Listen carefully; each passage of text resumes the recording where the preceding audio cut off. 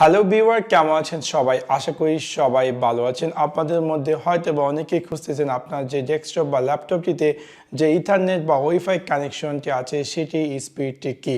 So আজকে আমি আপনাদের সাথে শেয়ার করব কীভাবে আপনি আপনার উইন্ডোজ 11-এ আপনার যে ইথারনেট বা ওয়াইফাই অ্যাডাপ্টারটি আছে সেটি ইন্টারনেট স্পিডটি কী পরিমাণ বা কী আসল বিষয়। সো আপনাদেরকে সম্পূর্ণ ভিডিওটি দেখার জন্য আমন্ত্রণ জানাচ্ছি। চলুন তাহলে দেখে আসি আপনার যে উইন্ডোজ 11 পিসি বা ল্যাপটপটি আছে এবং সেটার সাথে কানেক্টেড যে ইথারনেট বা ওয়াইফাই কানেকশনটি আছে এবং সেটার যে স্পিডটি আছে সেটি কীভাবে খুঁজে বের করবেন।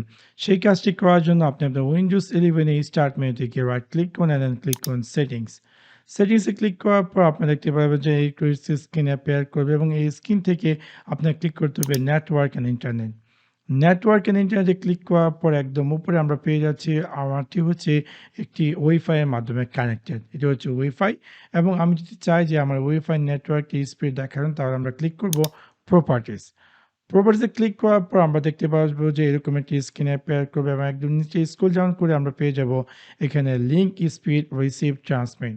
আমারটি হচ্ছে 430/433 Mbps।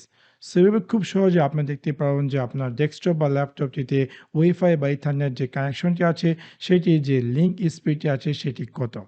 এছাড়া আপনি যে পেয়ে যাচ্ছেন আপনার এই ডিভাইসটি আর মোর ডিটেলস। সো আশা করি আপনাদের ভিডিওটি ভালো লেগেছে এবং যদি ভিডিওটি ভালো লেগে থাকে অবশ্যই লাইক এবং শেয়ার করতে ভুলবেন না। Thanks for watching my video. See you next one. Piece.